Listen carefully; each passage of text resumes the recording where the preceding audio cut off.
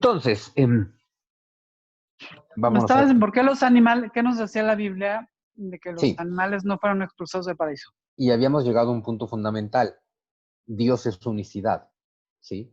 Y sin embargo, nuestra condición pareciera ser dualidad. Nuestra mente es dual, percibimos el mundo de manera dual, y de hecho, toda la existencia del mundo, animales incluidos, es dual. Finalmente, esos son los géneros, ¿no? Dualidad. Y si somos imagen y semejanza, y asumiendo que somos imagen y semejanza, asumimos que somos conciencia, voluntad, inteligencia, libertad y todo esto, ¿por qué somos dualidad? Si Dios es unicidad y somos imagen y semejanza, ¿por qué somos dualidad? Bueno, porque ¿cómo empieza el viaje del héroe en la Biblia? Igualito que la parábola del hijo pródigo. Así como en la parábola del hijo pródigo está el hijo en la casa del padre, que es muy importante siempre recordar esa frase, en la casa del padre, donde tiene todo, todo es plenitud, todo es abundancia, no le falta nada. ¿Qué nos dice el relato del Génesis? Estamos justo en esa condición. Ahí está Adán, y ojo, cuando digo, estoy solo en el primer capítulo del Génesis, cuando decimos Adán, hay que entender de manera muy clara y contundente que Adán significa Adán-Eva. Eh, si bien en el primer capítulo del Génesis no hay Eva, Eva sale en el segundo, cuando Dios la crea de la costilla. Bien importante recordar, capítulo 1, Dios crea, y lo dice de manera muy clara, creó Dios al hombre a su imagen y semejanza. A su imagen y semejanza los creó, varón y hembra los creó. Tal vez está diciendo que Dios creó varón y hembra por separado, o tal vez está diciendo creó Dios al hombre a su imagen y semejanza, varón y hembra los creó. Es decir, pareciera ser que Dios está creando un ser que es masculino y femenino en uno solo. Es decir, una dualidad unificada, ¿sí? Que es un poco lo mismo, sin el poco, es exactamente lo mismo que relata Platón en el banquete, cuando habla del andrógeno, que justo te habla de que los seres humanos antes, en un antes que no queda muy claro, éramos seres completos con los dos sexos, pero que un día los dioses nos separaron. Fíjense, son diferentes mitos para contarte lo mismo. Platón te está diciendo, hay un estado de unicidad. Originalmente los seres humanos éramos hombre y mujer en un solo ser y éramos completos y felices.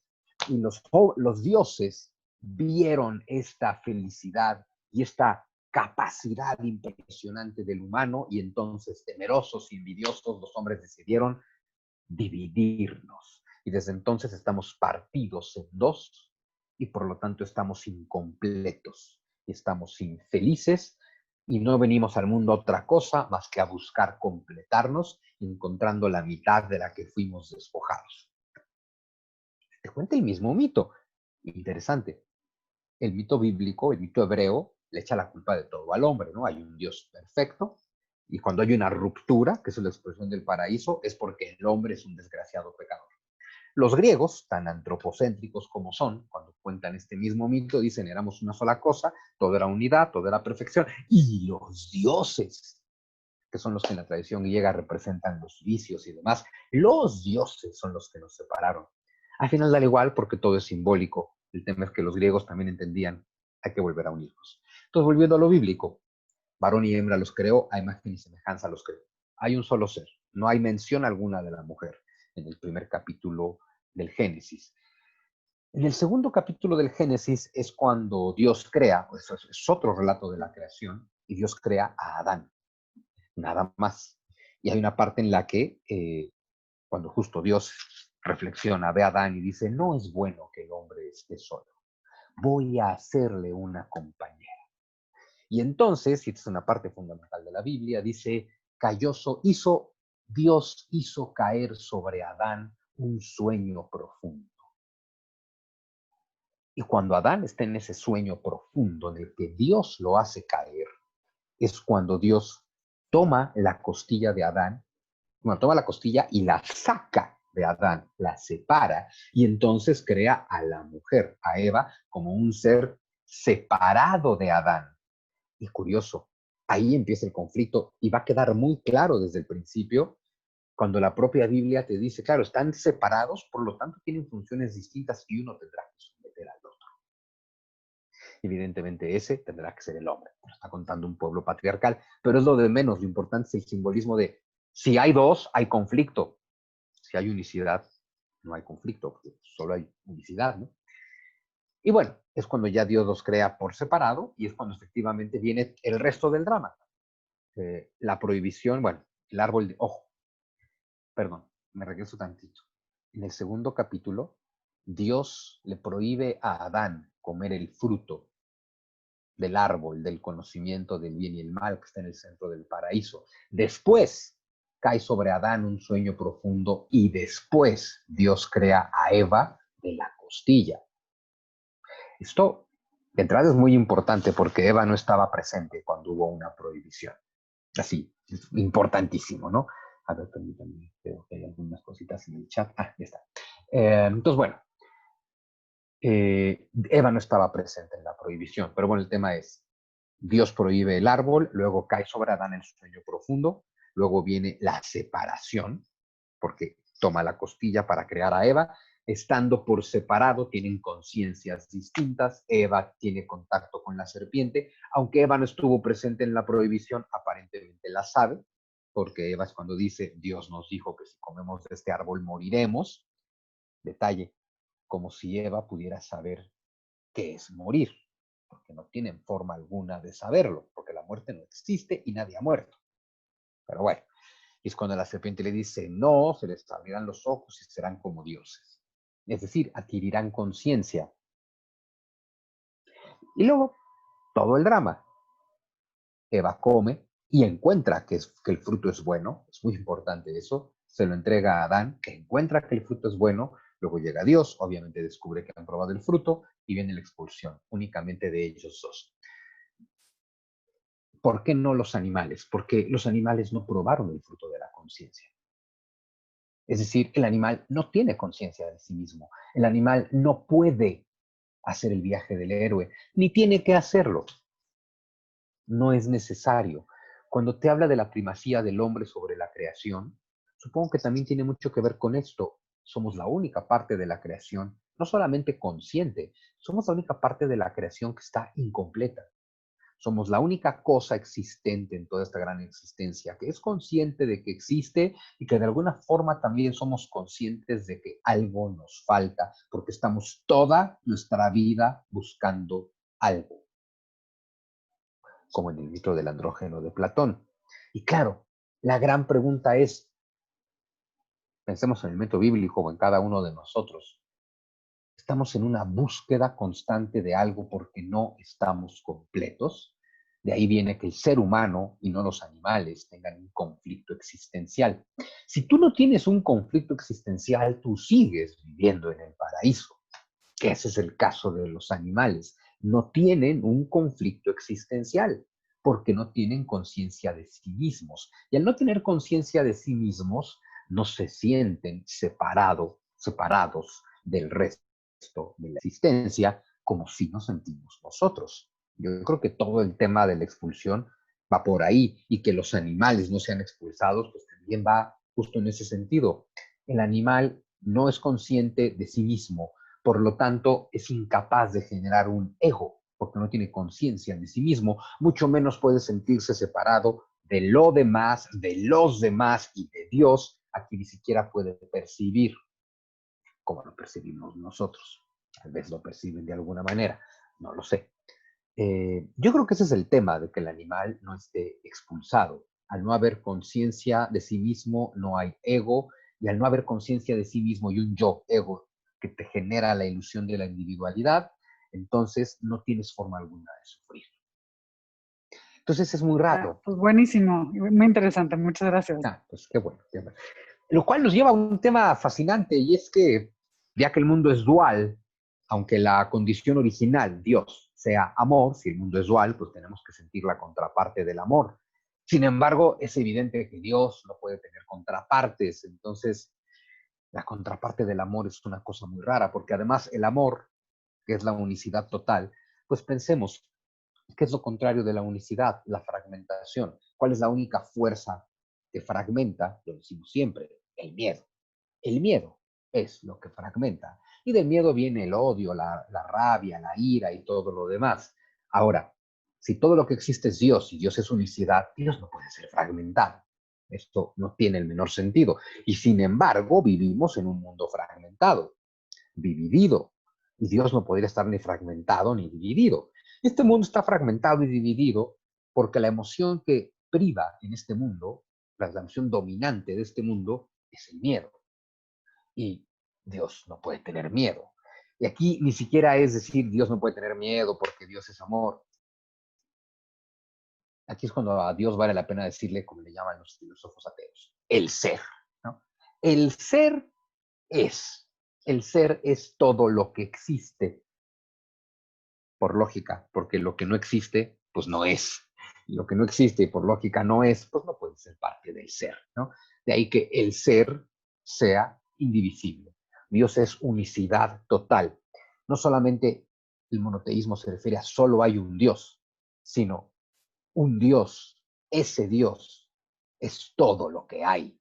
Solo hay Dios, ¿sí? Dios es unicidad. ¿Qué quiere decir esto? Es más fácil pensar en Dios pensando en lo contrario a nosotros. Si alguno de nosotros, si alguno de ustedes ha tenido, seguramente sí, miedo. Cuando tenemos miedo, ¿a qué le tenemos miedo? Y es algo muy simple. Tenemos miedo a que algo nos haga daño, a que algo, por lo tanto, ajeno a nosotros, nos haga daño. Algo externo a nosotros nos haga daño. Por eso la unicidad no tiene miedo, porque, y claro, ¿qué es lo que tendríamos que aprender nosotros? No tengas miedo, no hay nada allá afuera que pueda hacerte daño. Y no hay nada allá afuera que pueda hacerte daño básicamente porque no existe un allá afuera, solo hay Dios y punto. Entonces, nada te puede hacer daño. Y sin embargo, si Dios es amor y por lo tanto la negación o la inexistencia, la imposibilidad de la existencia del miedo, este mundo está basado en el miedo y en la fragmentación. Algo que yo les digo a cada rato y que particularmente cuando hablamos de hinduismo y de budismo es sí, pero no olvidemos que este mundo no existe. Bien importante recordar eso. Para el hinduismo es el fundamento del hinduismo. El mundo no existe. El mundo es una ilusión. Es el fundamento del budismo. Todo lo que estás viendo es absolutamente ilusorio. Es el fundamento de todo el misticismo griego. Platón, Pitágoras, el mundo que presentan tus sentidos es un engaño.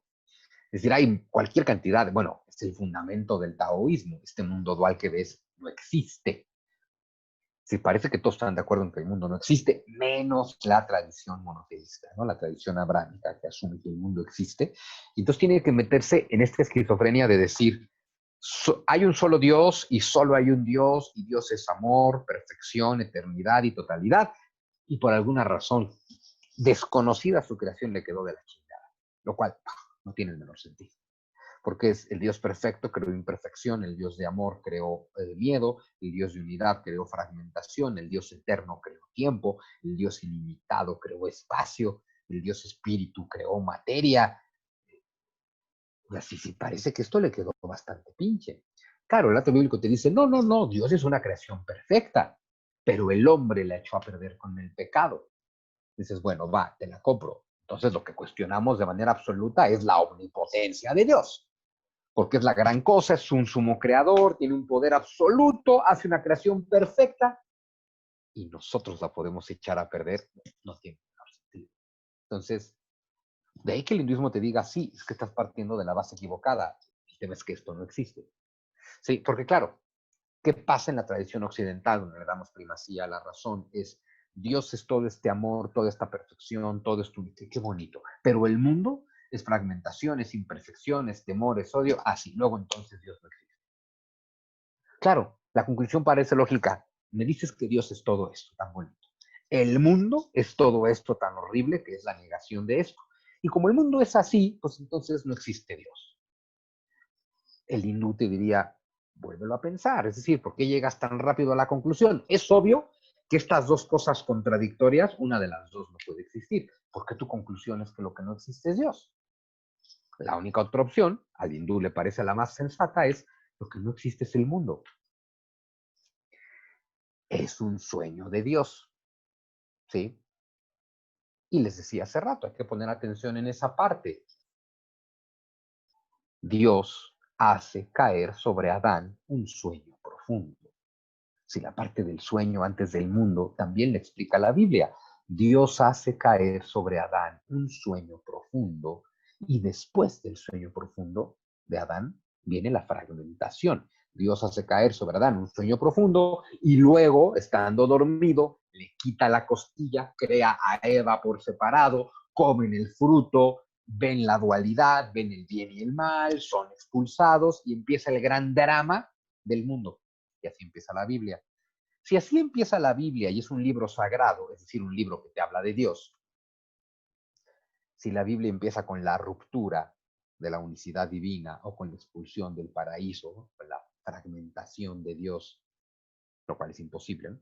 El hombre, ahí empieza nuestro viaje del héroe, el hombre se, entre comillas, separa de Dios y desciende al mundo. ¿De qué se va a tratar el resto del libro? Pues de cómo regresar a Dios. No tiene sentido que el libro se trate de otra cosa.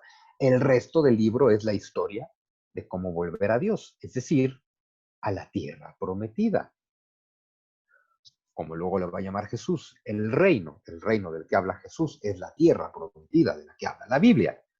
El problema es que los hebreos se confundieron y pensaron que Dios es un vendedor de bienes raíces y que la tierra prometida es un poquito de territorio en la costa del Mediterráneo, lo cual tampoco tiene el menor sentido si uno entiende que Dios es Dios y no un agente de bienes raíces, ¿no? Pero bueno. Entonces, el libro por eso es el viaje del héroe, porque pues, todo se trata de volver a casa. Por eso Jesús lo resume de manera maravillosa en la parábola del hijo pródigo, ¿no? El hijo está en la casa del padre, todo es plenitud, todo es abundancia, el hijo se quiere separar, es voluntad. Aquí es muy importante, en la tradición bíblica siempre es voluntad del hijo separarse. En la tradición griega, si bien no usan el concepto padre e hijo, pero dado que son los dioses los que separan al hombre, habría que asumir que en la tradición griega es Dios el que elige que el hombre se separe. Da igual porque son símbolos. Lo único que importa entender es hay un estado original que es unicidad y por lo tanto amor, perfección, plenitud y todo bien, y que este estado cambia. Este estado de unicidad, esta unicidad se fragmenta, hay una separación, hay una ruptura, una caída, un pecado, una expulsión del paraíso, un descenso al mundo, lo podemos llamar de mil formas, en todas las diferentes mitologías, al final nos está hablando de que la unicidad se separa. Dado que la unicidad no puede separarse, de ahí que en general se diga, esta separación solo puede ser ilusoria. Entonces, el hijo que estaba en casa del padre, un día su voluntad lo engaña, ¿no? Porque el hijo, haciendo uso de su voluntad, dice, yo puedo solo, yo no necesito al padre. Entonces yo quiero que me dé mi parte de la herencia y voy a ir a conocer el mundo. Toma su parte de su herencia, dilapida su herencia, primero le va muy bien, luego, pues como el mundo es dual, pues luego le va muy mal, hasta que llegue este momento de epifanía de decir, qué cosa tan estúpida he hecho, yéndome de casa del padre, donde ya tengo toda la plenitud que siempre he querido tener. Y es cuando dice, tengo que volver. Lo único de lo que se trata esto es de volver a casa del padre. Como son judíos, le agregan el factor culpa, y el factor culpa es no, pero ¿cómo voy a regresar? Yo me fui, yo me largué, yo le falté al respeto, yo pequé contra el cielo y contra él. Oh, está muy claro que en la conciencia del hijo, y esto es base en la Biblia, en la conciencia del hijo está una idea de separación. El hijo está convencido de que se ha separado del padre. Está convencido de que está distanciado del padre y más aún, y Jesús lo aclara de manera maravillosa, el hijo está convencido de que el padre está enojado con él. Porque de ahí es que horror, pero lo lastimé, pequé contra el cielo y contra él, tengo que regresar con mucha culpa y agachando la cabeza, suplicando. ¿Qué pasó, Sandra? Porque siendo la culpa una de las emociones de más baja frecuencia vibratoria, al igual que el miedo, Uh -huh. eh, o sea, ahorita que te oigo hacer este relato que me hace mucho sentido, ¿por qué nos O sea, el hinduismo, el budismo no te inculca la culpa. Es curioso que el judaísmo y el cristianismo te inculca la culpa.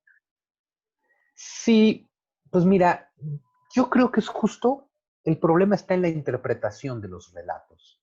Eh, por ejemplo, en el hinduismo, te cuentan esta historia mil veces también en el hinduismo. Te hablan siempre de la separación entre el cielo y la tierra y cómo los dioses tienen que hacer que todo vuelva a juntarse. Justo no manejan el factor culpa. Pasa algo muy interesante. Las mitologías hindús son absolutamente fantasiosas. Pasa lo mismo con la griega, y tal vez por eso el factor culpa puede quedar fuera, porque al ser tan fantasiosas, es decir, usar seres fabulosos, animales místicos, ¿no? Seres alados, o sea, es tan fantasioso el relato que a cualquier lector le queda claro lo que estoy leyendo no pasó nunca en realidad, ¿no? Esto es fantasía. Aunque tengas claro que es una fantasía sagrada, ¿no? O sea, encaminada a que tengas una comprensión de lo divino, te queda claro que el relato es simbólico. ¿Sí? En la mitología griega es claro, el relato es simbólico. En la mitología nórdica, a ver, hay dragones, el relato es simbólico. Hindú, pues, a ver, hay dioses elefantes, el relato es simbólico. La tradición bíblica se enfrenta a esta situación. Los pueblos que van haciendo la Biblia, los hebreos, pues, eh, por la razón que sea, tal vez por lo árido de su entorno, porque otra cosa, ¿no? ¿De dónde sacas tus relatos floridos, llenos de imaginación? Pues de tu entorno. Si tu entorno está florido y lleno de colores y cosas, tu imaginación es más amplia, ¿no? Y los judíos tienen que escribir, son un pueblo simple, un pueblo nómada, un pueblo que no deja de moverse, en un entorno del Medio Oriente, pues que también comparado con los otros, pues es bastante árido. Por la razón que sea, el pueblo hebreo no usa fantasía, casi no usa fantasía en su relato. ¿A qué me refiero? Gira en torno a algo que de verdad parece historia humana. Y como te da nombres de ríos y de ciudades, o sea, el relato bíblico parece muy histórico, está basado en seres humanos, hombres y mujeres, y su relación con Dios, te cita ríos, te cita ciudades, te cita países, parece un relato histórico. Eso es un gran problema en la Biblia, porque evidentemente es un relato mitológico. Digo, tan mitológico como que las personas viven 1000 años, y como que hay una serpiente que habla, que es la causa de la expulsión del paraíso, y que hay ángeles. Sin embargo, la tradición hebrea siempre, por lo menos desde hace muchísimo tiempo, siempre ha asumido que es un texto histórico, sagrado. Te habla de la relación con Dios, pero se asume una historicidad absoluta en el texto. Uno podría decir, bueno, pero es imposible que el Génesis lo puedas considerar histórico. Dices, sí y no, porque si bien empieza con la creación, que hay que asumir que es mito, eh, tiene partes como el diluvio, que habría que asumir que es mito, el propio Génesis te habla de Abraham, de Ur, del Tigris, del Éufrates y de Egipto. El relato no te permite trazar una frontera donde termina lo fantasioso, mitológico y comienza lo histórico. Yo creo que esa frontera no existe. Yo creo que es un texto mitológico y por lo tanto fantasioso, pero que toma como hilo conductor la historia humana. Y entonces todo esto para decirles que parece que lo que está ahí narrado sí ocurrió. ¿Qué quiere decir? Que si tomas el Génesis de manera literal, nosotros le escupimos en la cara a Dios. A ver, no sientas culpa por eso. Está tremendo. O sea, la forma narrativa que escoge el pueblo hebreo para hacer su relato implica la idea de que el hombre tiene la capacidad de separarse de Dios, de violar las leyes de Dios, de destruir la creación de Dios, de irse, de alejarse de Dios. Y de ahí es que empiezan a hacer un relato muy culposo, que también se va haciendo más culposo porque es tremendo. El pueblo hebreo, como todos, es un pueblo que se viene contando una historia de sí mismo, ¿no? O sea, el pueblo hebreo se viene contando su historia con esta idea de nuestro pueblo hizo un pacto con Dios. Y otra vez el problema de la literalidad lleva a los hebreos a pensar que de verdad un Abraham con existencia histórica total y plena habló con Dios y Dios le dijo, si te haces la circuncisión, firmaremos un pacto, lo cual tampoco tiene sentido, ¿no? Y que el pacto es soy muy poderoso, pero tengo una autoestima muy pequeña, entonces necesito que me veneres, te pido, te exijo que me veneres, y si me veneras, como soy poderoso, haré que te vaya muy bien. Pero ay de ti, porque si me dejas de venerar, te va a ir muy mal. Entonces nos presentan a este Dios envidioso, castigador y con baja autoestima, esquizofrénico, que te dice, soy muy poderoso, así es que tú sabrás cómo te llevas conmigo, pero si no me cumples, te voy a castigar. Tremendo. Y de ahí a un pueblo que, como todos los pueblos, tienen problemas en su historia, a veces ellos son conquistadores, pero a veces son conquistados, se lo llevan a, si logramos conquistar este territorio es porque estamos venerando a Dios como Él quiere y entonces Él nos permite conquistar. Y si ahora nosotros fuimos los conquistados, eso quiere decir que no hemos cumplido con Dios y por eso entonces nos está castigando, nos está quitando. Ese es el relato que se cuentan con otro detalle. Toda la historia es una historia colectiva para el pueblo hebreo. Los individuos no importan, es la historia del pueblo, es la relación de Dios con su pueblo, a través de individuos, pero siempre con el pueblo. ¿Qué implica esto? La salvación también es colectiva. ¿Qué implica esto? Que tu falta individual, como ahorita en la cuarentena, tu falta individual se los va a chingar a todos. Porque cada judío individual que en su individualidad no cumple con la normatividad judía, está incumpliendo el pacto con Dios y está haciendo que el pueblo entero incumpla su pacto con Dios. Es decir, sí, pagan justos por pecadores. Ese es el relato que se vienen contando desde hace 3000 años. El relato desborda culpa por todos lados. Y desborda culpa a grado tal que es la historia que le pasa a cada judío individual. Cada judío individual en algún momento de su existencia, entre sus 15 y sus 20, dice, ¿por qué soy judío? ¿Qué pasa con esto de ser judío? Porque claro, por un lado es una identidad muy linda, muy comunitaria, muy cerrada, pero por otro lado es, en serio soy el raro, en serio soy distinto a todos, en serio soy una minoría, en serio no puedo comer como los demás comen, no puedo vestir como los demás visten, no puedo salir cuando los demás salen, porque dice mi papá que hace 3000 años Dios, o sea, en algún momento, en el mundo moderno por lo menos, el judaísmo le choca a cada judío individual y casi todos encuentran una forma de lidiar con ese choque porque encuentran algo superior en su judaísmo. No tanto como religión, sino como, bueno, también como religión, pero también como comunidad, ¿no? Descubren, mira, hay muchas cosas valiosas. Sí hay sacrificios, pero hay cosas valiosas. Y está, eventualmente siempre lo hay, el judío que no puede con el tema y dice, no, yo me separo de la comunidad, lo carcome la culpa el resto de su vida y no va a ser feliz nunca. Porque, a menos que tenga una verdadera separación acá en su mente, lo cual es muy difícil, porque toda la educación es culposa en el sentido de si tú como individuo fallas, no solamente le fallas a Dios, le fallas a cada uno de los 20 millones de judíos. Lidiar con eso está duro, ¿no? Y al final esa es el origen, esa es la raíz fundamental del cristianismo, el judaísmo. Entonces, evidentemente eso se enseña igual. Con todo y que Jesús en la parábola del hijo pródigo deja muy claro que justo no tendría que ser así. Te describe cómo el hijo siente culpa, cómo prepara un discurso culposo para poder volver arrastrándose, pero también te habla cómo desde que el hijo viene a lo lejos, el padre lo ve, porque el padre está en la ventana viendo el camino, porque el padre siempre ha estado esperando a que el hijo regrese. Y desde que lo ve a lo lejos dice, por fin regresó, maten al cordero más gordo, traigan todo porque vamos a hacer fiesta, porque finalmente mi hijo ha vuelto. También de alguna forma dejando claro que nunca tuvo la menor duda de que el hijo iba a volver. El tema era cuándo, pero que iba a volver es un hecho. Y cuando llega el hijo con su discurso culposo, ah, Padre, he pecado contra el cielo y contra ti, pero acéptame como el más bajo de tus sirvientes y permíteme dormir en tus establos, bla, bla, bla, bla, bla. El padre lo abraza y le dice, te estoy esperando desde que te fuiste. No hay culpa alguna en el padre, no hay juicio alguno en el padre y no hay condena alguna en el padre. es un amor incondicional. Es en cuanto tú me dijiste me quiero ir, te dije adelante. En cuanto me dijiste dame la parte de la herencia que me toca, te la di. O sea, nunca te cuestionan que el padre diga no, la herencia es para el que se queda. Te quieres ir, vete, quieres tu herencia, tenla.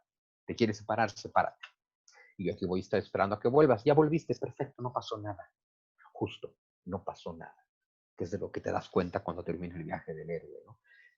Te deja una postura muy clara sobre el Padre Jesús. Y obviamente es una metáfora de Dios. Es el resumen de la Biblia, la parábola del Hijo Pródigo. Y si algo te deja claro es Dios no está esperando que tengas, bueno, el Padre no está esperando que tengas culpa. Es una cosa hermosísima. Y sin embargo, el tema es que la religión en, el pueblo, en un pueblo tan disperso como el judío tenía que funcionar también como un tema de, no solo de identidad, sino de opresión, de control social. Y resulta, y todos los que hemos sido hijos o tienen hijos lo saben, que nada controla mejor que la culpa. Porque eventualmente creo que no hay padre que se salve de eventualmente usar la culpa para educar a su hijo en algo, porque a todo el mundo lo educaron con culpa, ¿no? Ahora imagínate que tienes la responsabilidad del control, de todo el control social. ¿Qué va haciendo el pueblo hebreo o las élites del pueblo hebreo usando la culpa? Y no hay que olvidar que el cristianismo, cuando se impone, es una imposición del Imperio Romano, es la religión impuesta por el Imperio Romano de manera obligatoria a todos sus súbditos. ¿Qué estaría buscando el Imperio Romano con eso? ¿Iluminar a sus súbditos y llenarlos de felicidad o controlarlos y someterlos? Yo me voy por la segunda, ¿no? Dios quiere que te ilumines y seas feliz, el Imperio Romano quiere someterte y controlarte. Y entonces el discurso culposo que ya estaba ahí, lo dejan así de culposo. Es curioso, si uno lee las epístolas de Pablo, griego, casi no existe, casi, porque no deja de ser judío, casi no existe el factor culpa. Justo en su famosísima epístola a los Corintios, pues te describe el amor incondicional y la culpa jamás aparece por ahí, ¿no? Porque el juicio y la condena jamás aparecen por ahí. Pero bueno, el tema es que la culpa, dado el carácter de colectividad con el que siempre se maneja el pueblo hebreo, pues, cuando tú fallas, todos retrasamos nuestro regreso a la tierra prometida. O sea, literal, es como cuando fuimos a la escuela, ¿no? O sea, si uno habla, todos se quedan sin recreo. Entonces te genera una culpa tremenda. Bueno, entonces, el viaje del héroe, está claro, en el hijo pródigo, ¿no? De manera, es un viaje muy simple porque es Jesús el que lo está contando, pero incluye todo. El estadio original, estoy en casa con el Padre, todo es unicidad, todo es perfecto, hay un llamado a la aventura que no es tan evidente, pero el llamado es claro también. Si el hijo dice, me quiero ir, es porque en algún momento tuvo el gusanito de irse. Y eso es lo que pasa con la voluntad individual, ¿no? Entonces el hijo que dice, me quiero ir, se va. Y está a su inicio a la aventura. Y aunque Jesús lo resume todo, porque es Jesús y es simple, te deja muy claro, se lleva la herencia, la gasta y primero la disfruta y luego le va mal. Entonces ahí está claro que se encontró con sus amigos y aliados, con sus enemigos y adversarios y con sus pruebas. Y también está claro que las pruebas lo derrotaron, lo cual no está mal, es justo decirte, nunca le vas a ganar al mundo. Y entonces las pruebas lo derrotan y tiene que descender al inframundo, narrado de manera sencillísima, dormir en el establo con un cerdo, que además te describe que el cerdo tiene mejor comida que él. No hay mayor inframundo que ese, ¿no? Y en el inframundo reflexiona, es decir, se enfrenta a sus demonios, se enfrenta a su sombra, reflexiona y dice, me equivoqué. Nunca me tuve que haber ido. Y dado que el Santo Grial o el elixir sagrado, como sea que lo llamemos, significa en realidad el néctar de la inmortalidad, cuando tú descubres nunca me tuve que haber ido, acabas de descubrir el néctar de la inmortalidad, porque claro, volver a casa del Padre es salir de esta dimensión temporal del mundo que genera tanta pena, dolor, muerte, sufrimiento, transformación, impermanencia y volver a la eternidad de Dios. En algún momento te hartas del mundo. Ahí está toda tu epifanía. Y entonces viene el regreso, eh, enfrentándose a la culpa, por supuesto. Pero bueno, y regresa al mismo mundo del que salió, pero todo es diferente y todo es extraordinario, porque ella se dio cuenta de lo que tenía. pero no te das cuenta hasta que lo pierdes. Yo creo que te relata lo mismo, insisto, te describe el paraíso, ¿no? El Génesis, te describe el paraíso, este estado de Adán o Adán-Eva juntos, en casa del Padre, en el paraíso. Todo es de ellos, todo es plenitud, todo es felicidad, todo es dicha, todo es abundancia. Pongamos o no ahí lo del sueño profundo, porque la Biblia hace poco énfasis en el sueño profundo de Adán. A mí me parece importantísimo, porque es donde te deja claro todo lo que pasa a partir de ahora, la división, la expulsión, el pecado. Eso no existió nunca. Adán está dormido, porque el tema es, la Biblia te deja muy claro, cayó sobre Adán un sueño profundo y nunca en toda la Biblia te dicen que Adán se despierte, porque Adán no se despierta. Lo que estamos viendo es el sueño profundo de Adán. Eso es básicamente esta historia humana o la historia que te cuenta la Biblia. Por eso, una vez que Adán duerme, es cuando se separa de Eva y cuando comen el fruto de la dualidad, porque es el fruto del juicio, porque es el fruto del conocimiento del bien y del mal. A partir de ahí, todo es dualidad. Y justo viene la separación de Dios. Es decir, Adán y Eva acaban de salir de casa del Padre, donde todo era perfecto. Es lo mismo que te describe el hijo pródigo. El hijo pródigo te lo cuenta Jesús. Está contada de manera absolutamente amorosa. El Génesis es un montón de mitología mesopotámica redactada por el pueblo hebreo. Está lleno de culpa. Pero al final es la misma historia. Son símbolos, es decir, que había unicidad, plenitud, dicha, alegría y de pronto se perdió esa condición. Y hay que recuperarla. El viaje del héroe es recuperar la condición. Entonces, claro, te habla de un descenso al mundo. En el mundo efectivamente hay muerte, primera novedad, y hay muerte porque hay tiempo. Y hay muerte porque hay tiempo, espacio y materia. Son condiciones fundamentales para que haya muerte. Y hay enemigos, y hay maldad, y todas estas cosas. Sin embargo, algo que veíamos la semana pasada, volvamos tantito, viene la expulsión, ¿no? Los animales no tienen conciencia de sí mismos, no experimentan la dualidad, no están expulsados del paraíso, viven en el paraíso, pero no son conscientes de eso. ¿Qué nos dice esto? Adán y Eva están igual que los animales, igualito. Antes de probar el fruto, están en la misma condición que los animales. Viven en el paraíso y evidentemente no están conscientes de ello. ¿De qué se trata la expulsión? Siempre entendida como símbolo, es, como dicen los Vedas en el hinduismo, la conciencia que se quiere reconocer a sí misma. Como dice el mito del libro de Tot, que les comento a cada rato, Dios se quiere reconocer a sí mismo, Tot, y se ve en el espejo, y el espejo se fragmenta, pues ahí está, y entonces Tot tiene que volver a unir todos los pedazos, ¿no? Volver a la unicidad. Como te dice Platón, todo era perfecto, éramos seres armoniosos, perfectos con los dos géneros y los dioses nos separaron. Todo te está hablando de lo mismo. En el mito del andrógino de Platón, una vez separados, estamos en el mundo y tenemos que reencontrarnos para ser felices. Lo mismo le pasa a Adán y a Eva. Tienen que encontrar lo que les falta. Decíamos, tenemos una sensación de estar ningún animal está incompleto. Un animal desde que es un cachorrito ya es lo que va a ser. Todo lo que él es está ahí. Y nosotros también. Todo lo que ya somos aquí está, pero el tema es que nosotros somos libertad y potencial. Quiere decir que en realidad no hay nada. Nosotros estamos condenados a construirnos y definirnos. Condenados y bendecidos, pues, ¿no? Bendecidos cuando lo acabas de entender, pero de entrada es una friega, porque entonces, claro, asumo que estoy incompleto, asumo mi incompletitud, asumo mi carencia y nos enfrentamos a un gran problema. Solo tenemos una carencia y es carencia de Dios, porque es justo lo que pasó. Eso es la expulsión, eso es lo que simboliza. Te separas de la unidad. Esa es la dualidad original. ¿Por qué el mundo es dual? Porque es resultado de que hay una separación entre Dios, el creador y su creación. Ahí está la dualidad. Ahí está la primera fragmentación, ¿sí?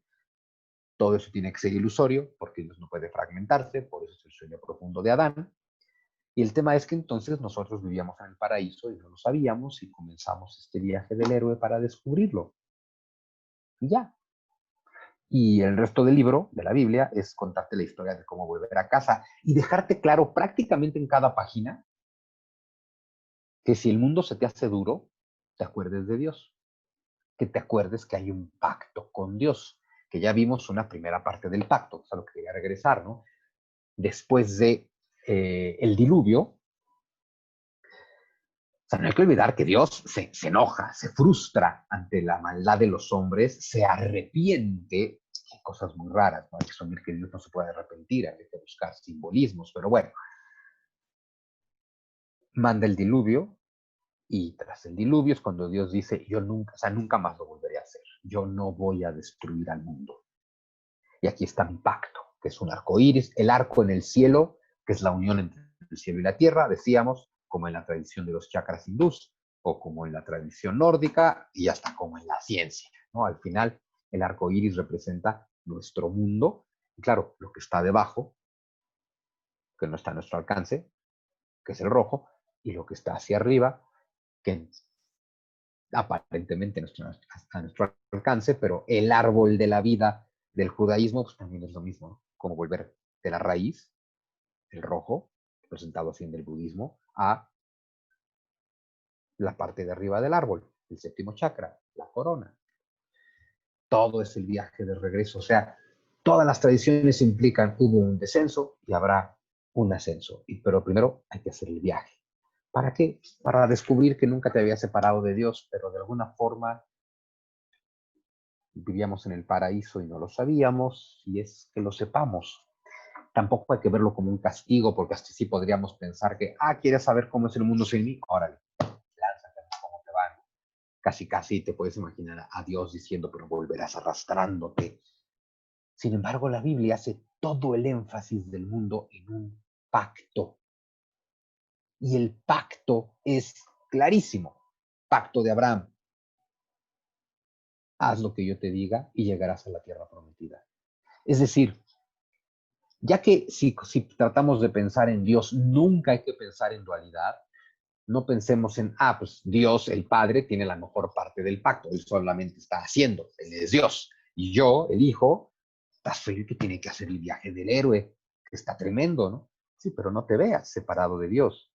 Dios, en este proceso que es de amor y de recrear amor y de hacerse consciente de ese amor que es, dicho de otra forma, Dios quiere reconocerse a sí mismo. Es decir, Dios quiere observar a Dios. Dios es totalidad. ¿Desde dónde podría Dios contemplar a Dios? Solo hay un lugar entre comillas, de donde puedes contemplar a Dios, y es desde lo que no es Dios. Pero lo que no es Dios no existe. No hay tal cosa.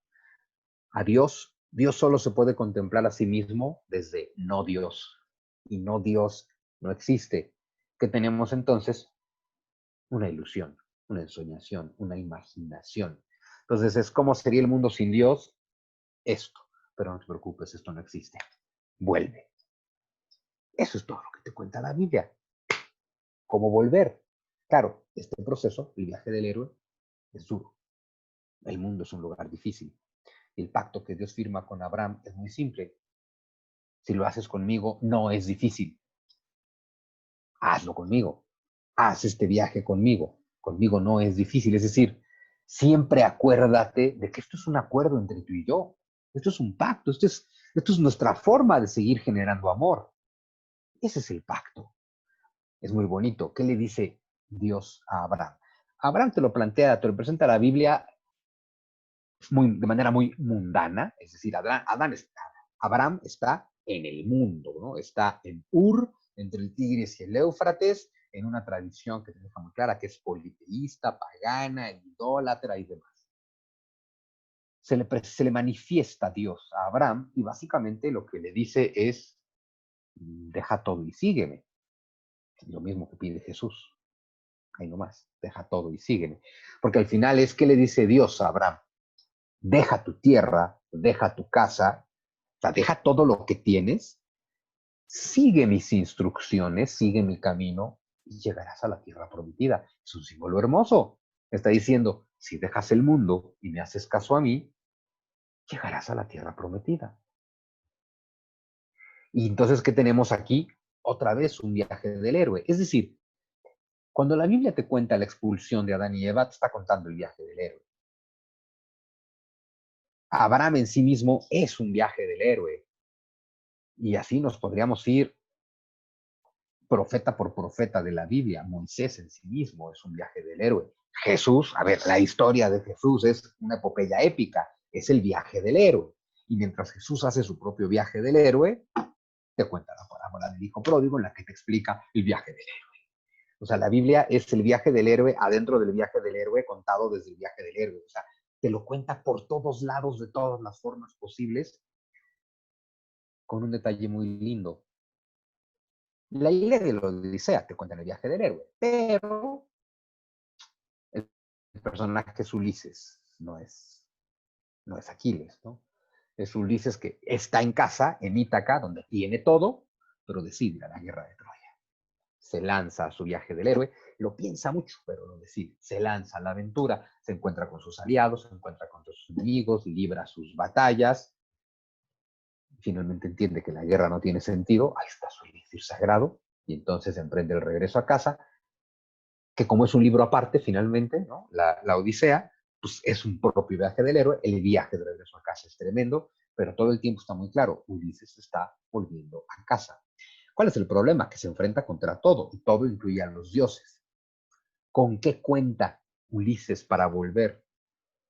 Con su fuerza de voluntad, nada más.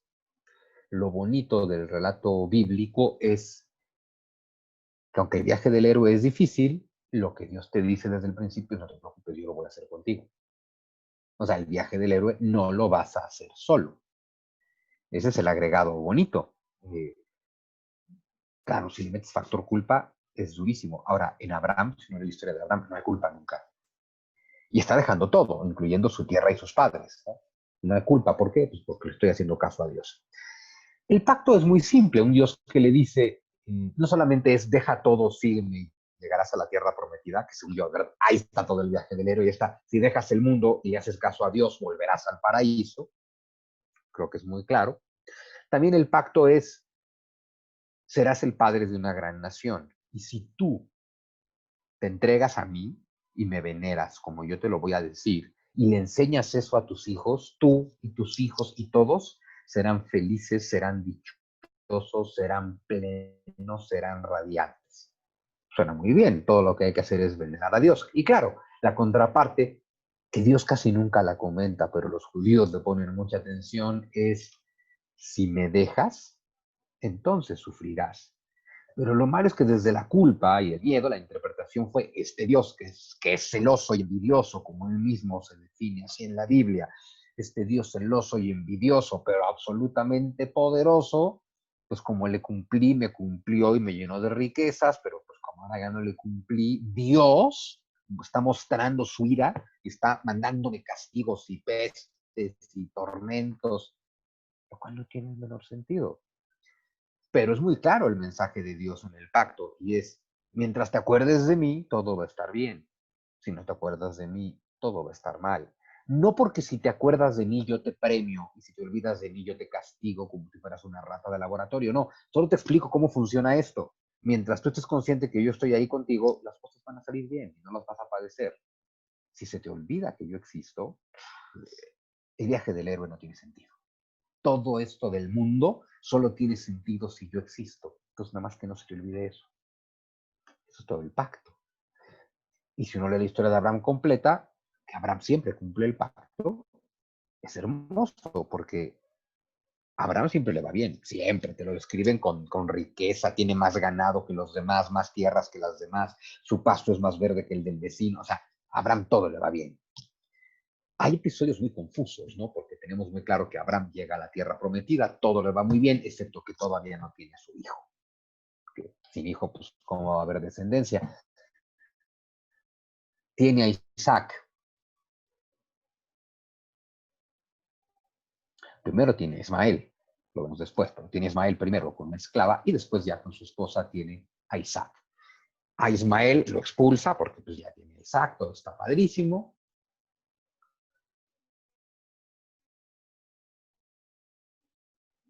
Y pues, ya todo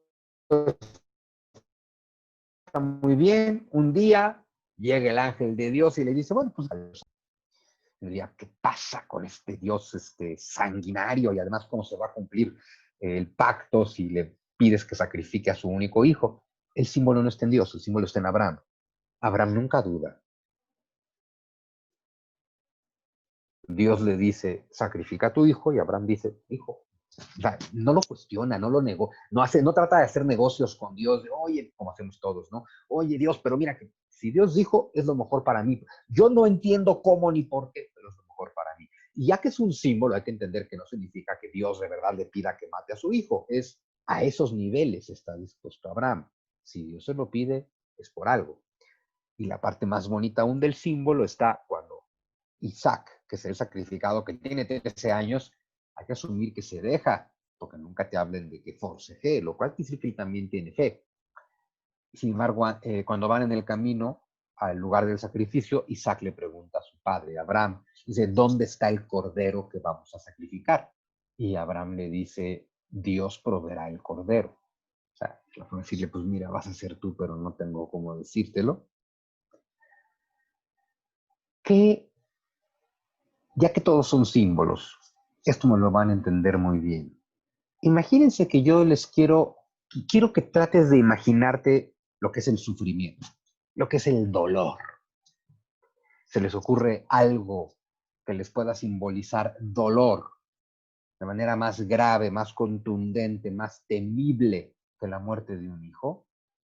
No, ¿verdad? Eso es dolor.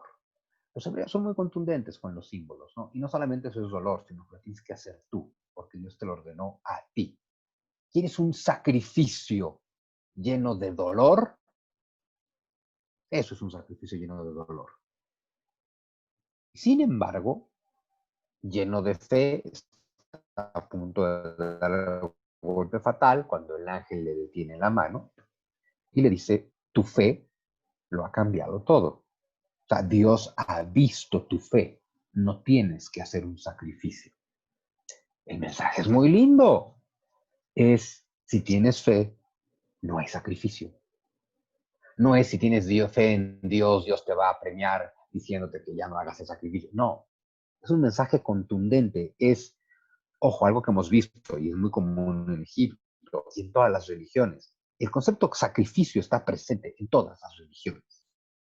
Y claro, es un sacrificio de Dios. No lo olvidemos, empieza en Egipto, Ra, cuando se manifiesta diciendo yo soy Ra. Al amanecer soy Kepri, ¿no? El escarabajo que sale de la tierra. Al mediodía en el cenit soy Ra y al atardecer soy Atum. Y decíamos Atum quiere decir cordero y es un Ra que está diciendo yo soy el cordero que se sacrifica. De ahí la tradición de sacrificar un cordero tan común en la tradición hebrea, porque eso lo traen de Egipto. Y es Dios, es el simbolismo de Dios sacrificándose. ¿Cuál es el sacrificio que está haciendo Dios? En el caso de la religión egipcia, Dios está descendiendo al inframundo, está bajando del cielo, es muy claro. A partir de Ra, o sea, del sol en el cenit, lo que estás viendo es un descenso del sol. Es decir, estás viendo un descenso de Dios. Ese es el cordero que se sacrifica. Es decir, Dios está descendiendo del cielo a la tierra. ¿Por qué es un sacrificio? Porque en el cielo, en términos bíblicos, paraíso, todo es perfecto. Y en la tierra, en términos bíblicos, mundo, todo es sufrimiento. Y sin embargo, Dios, Ra, está dispuesto a descender al mundo. Y en el caso de Egipto, y descender más allá, al inframundo, que seguro es más doloroso aún, pero eventualmente Ra renace como sol triunfante y vuelve a ser Dios. Ahí está el viaje del héroe completo y el protagonista es Dios, es decir, tú. Es el descenso al mundo y volver a casa. Y el símbolo del sacrificio en la tradición egipcia y luego en la hebrea es el cordero. Entonces pregunta Isaac, ¿dónde está el cordero? Dios proveerá el cordero y cuando Abraham está a punto de matar, cuando Dios dice, si tienes fe, no hay sacrificio. Es decir, acuérdate que esto es un pacto, esto de descender del cielo a la tierra, o como quien dice, esto de que te vayas del paraíso al mundo, es un sacrificio. Nada más acuérdate que existo yo, acuérdate que esto es un pacto, acuérdate que esto lo estamos haciendo los dos juntos. Si tienes fe, no hay sacrificio. Ese es el mensaje fundamental. Si tienes fe, no hay sacrificio.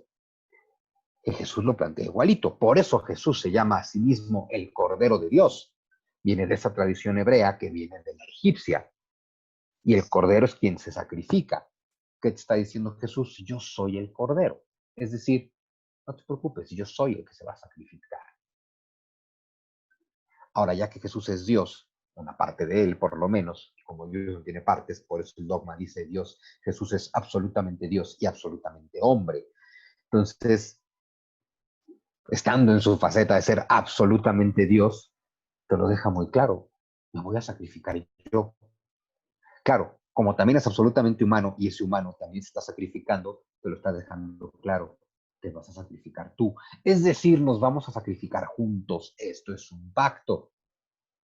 Pero al final también sigue siendo un Jesús que te dice, ten fe, ya me sacrifiqué yo. Ya es un Jesús que te cuenta el final de la historia. Es tú tranquilo y ten fe. Ya me sacrifiqué yo, ya descendí al inframundo, ya luché contra las tinieblas, ya derroté a Satán y ya renací como sol invicto, ya renací como sol triunfante y ya ascendí de nuevo al cielo. ¿Qué crees? Tu historia y mi historia son la misma historia. Es un Jesús que te está contando el final, te está echando a perder la película, diciéndote todo acaba de la mejor manera. El tema es que hay que creerse esa parte del mensaje, ¿no? Entonces, bueno, yo creo que todo eso lo podemos encontrar detrás del símbolo que es el pacto de Abraham. Ahora, recordemos, el pacto se cumple, Abraham deja todo, Abraham llega a Canaán, es muy próspero en Canaán, visita Egipto, es comerciante en Egipto, es muy próspero y en el tema del sacrificio, el tema de no, tuviste fe, entonces no hay sacrificio, entonces Isaac crece, ¿sí? E Isaac tiene dos hijos, Esaú y Jacob.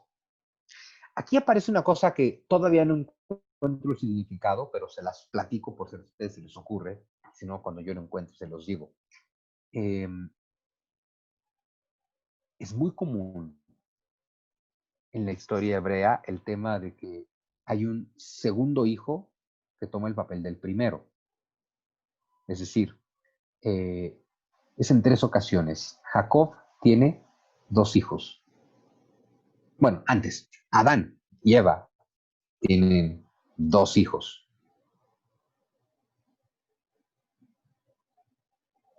El mayor es Caín.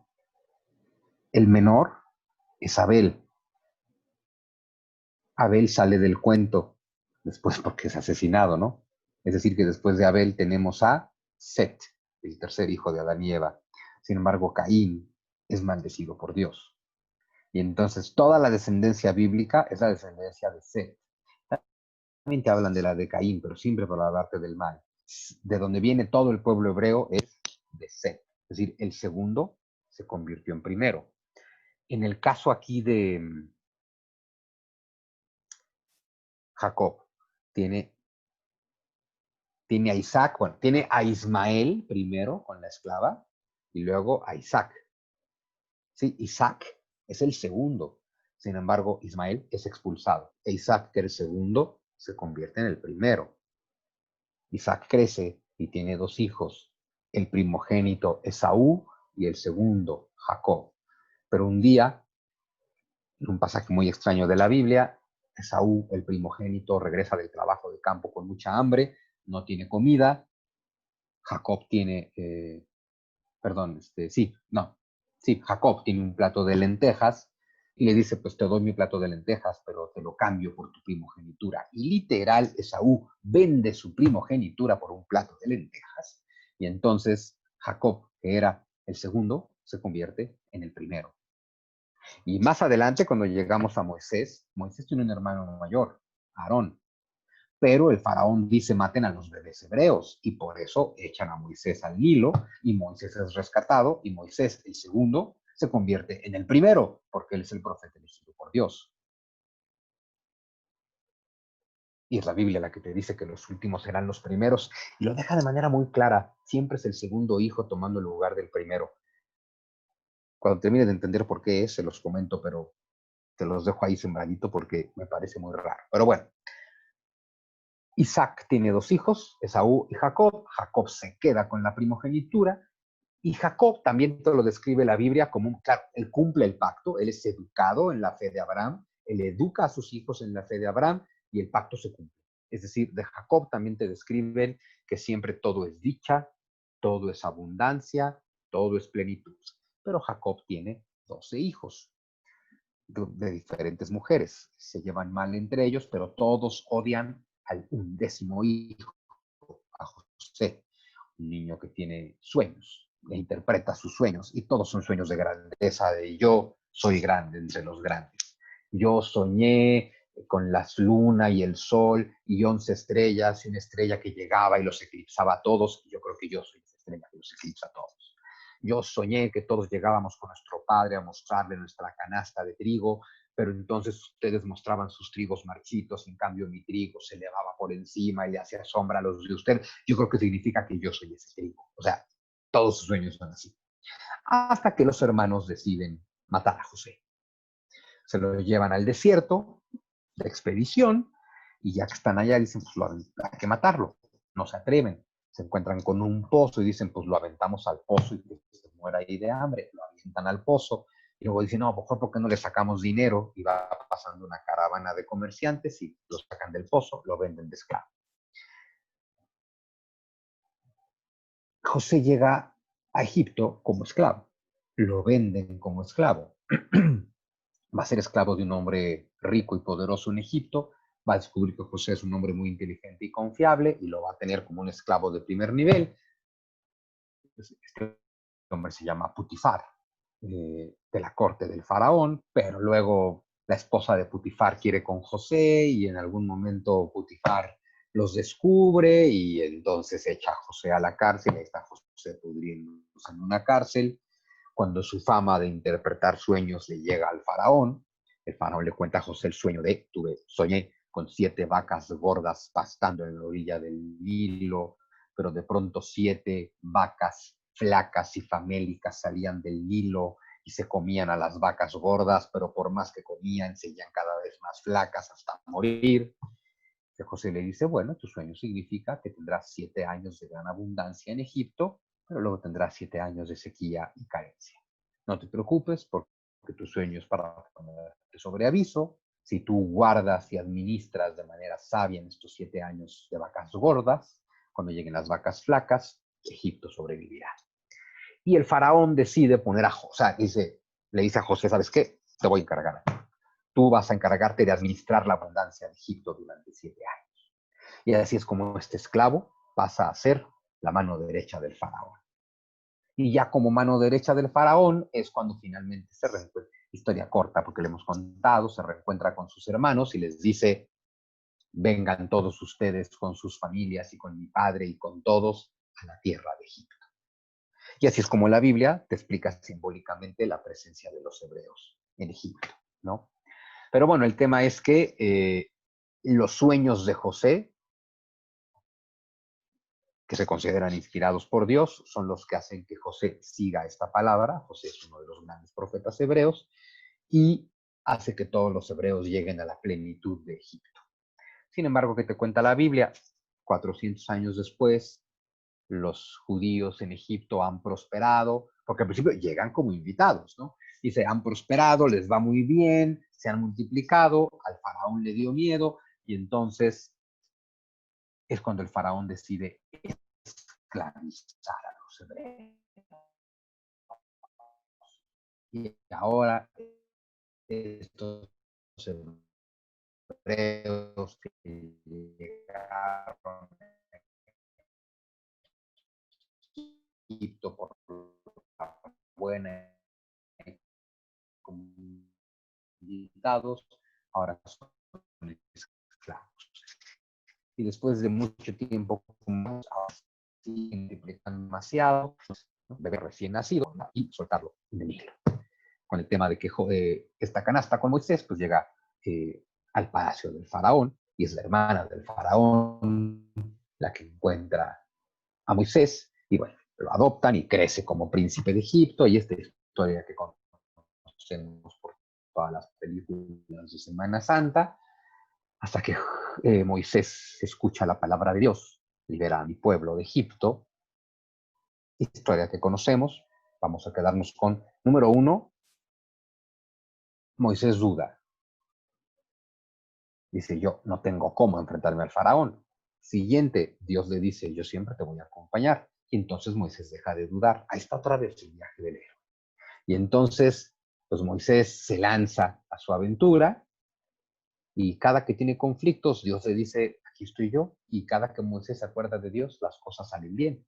Finalmente, este tema de que después de las 10 plagas, el faraón los libera, se van.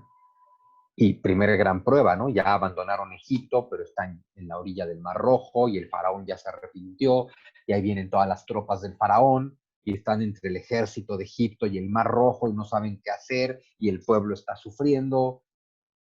Y Dios le dice a Moisés, láncense al mar. Primero se lanzan y luego Dios abre el mar. Eso es muy claro en el capítulo 15 del Éxodo. Es decir, láncense con fe y no va a haber obstáculo.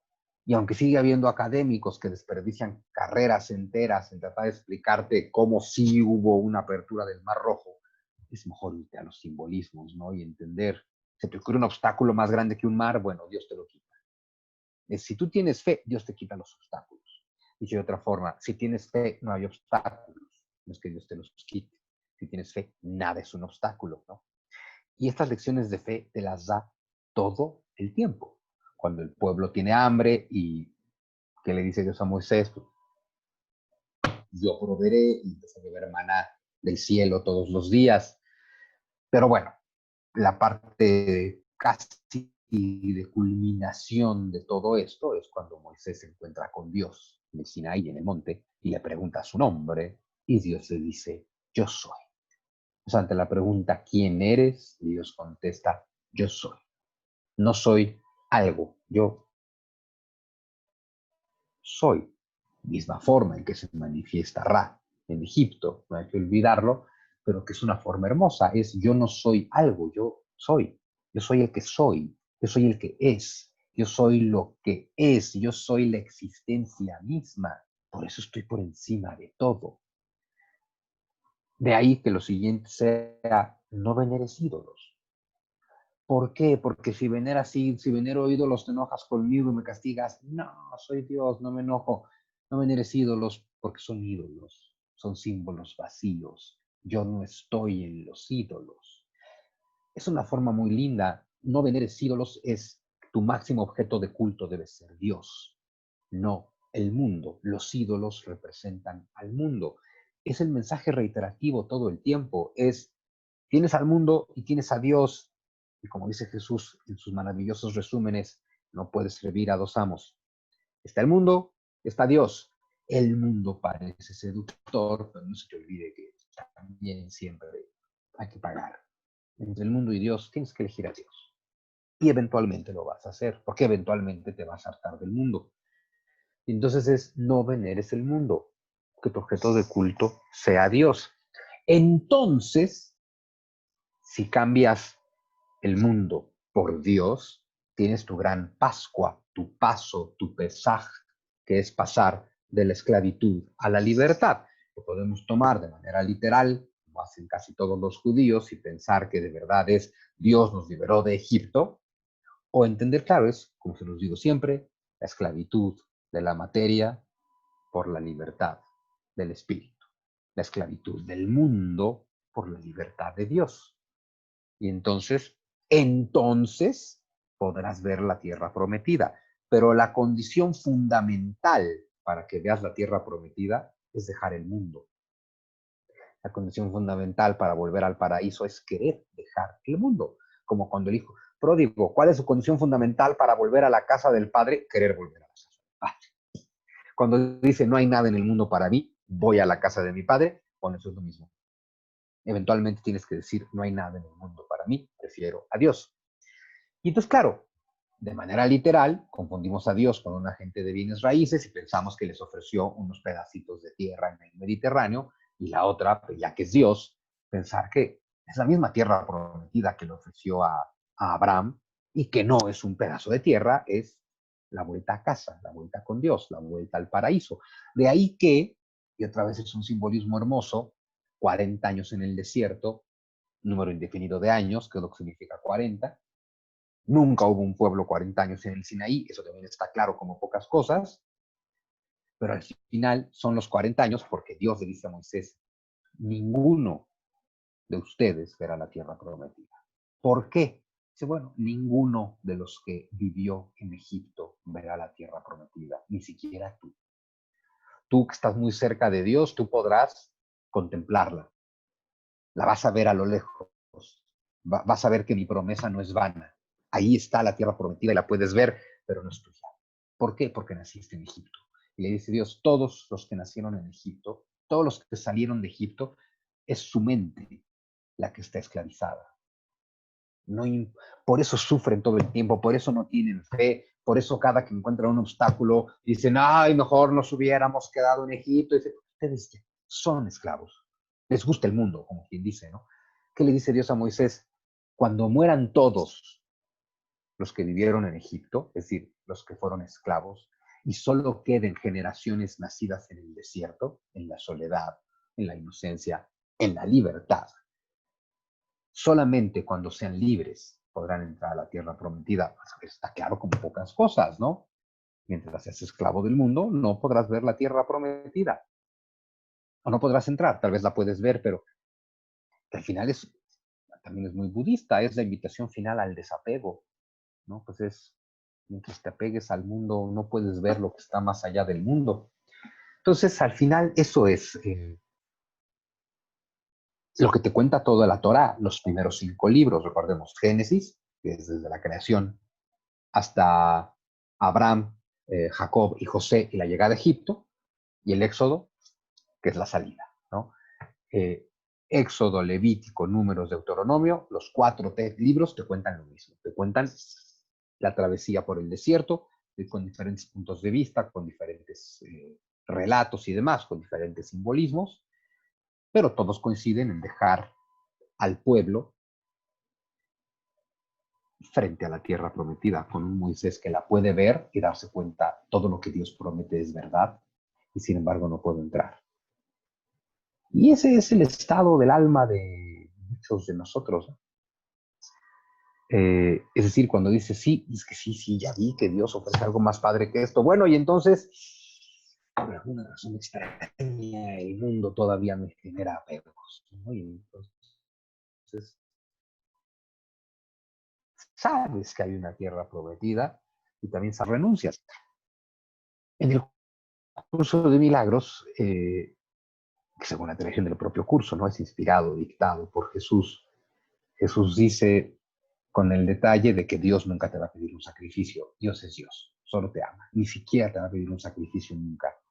Si tú eventualmente vas a renunciar al mundo, pero es muy bonito porque el planteamiento es, claro que vas a renunciar al mundo y volverás a casa con Dios, pero vas a renunciar al mundo cuando ya no signifique para ti una renuncia. O sea, mientras tú te apegues al mundo y le des algún tipo de valor, dejar el mundo sería renunciar y sería asumir que hay un costo por la dicha absoluta de Dios y no hay un costo. Entonces, eventualmente vas a soltar el mundo.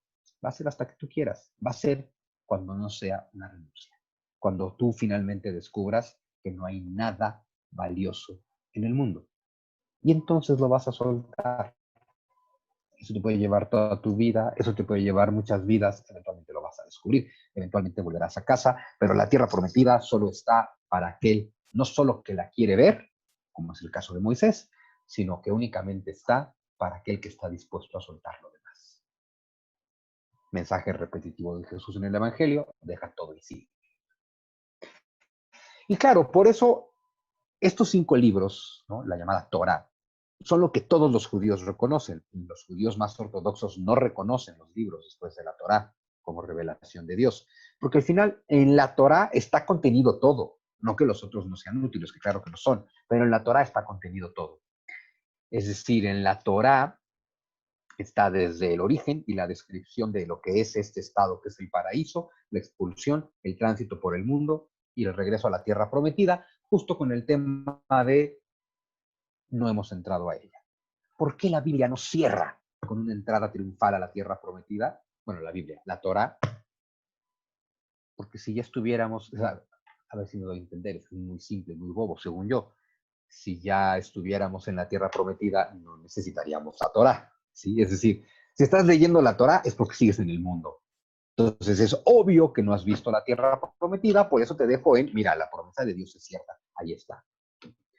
Claro, los demás libros, los que no reconocen los más ortodoxos, después de los libros de Moisés y libro de Josué, Josué guía al pueblo en guerra a la tierra prometida y conquistan la tierra prometida.